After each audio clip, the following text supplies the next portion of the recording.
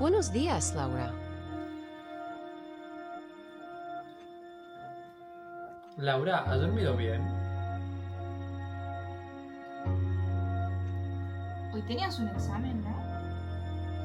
Sí, Mira lo que te estás perdiendo.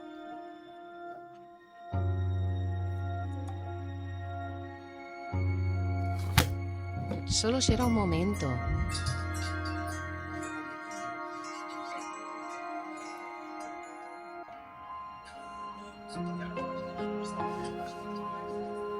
Oye, últimamente Laura no está un poco rara. Sí, es verdad. ¿Y si la invitamos a que venga a ver una película con nosotros?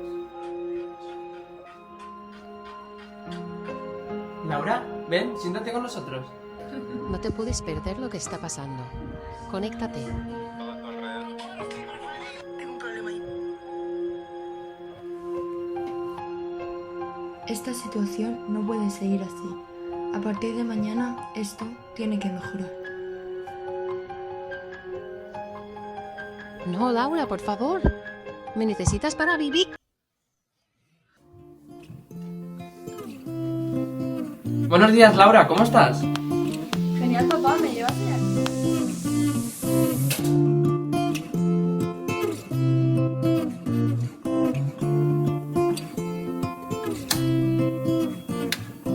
Venga, vamos, Laura.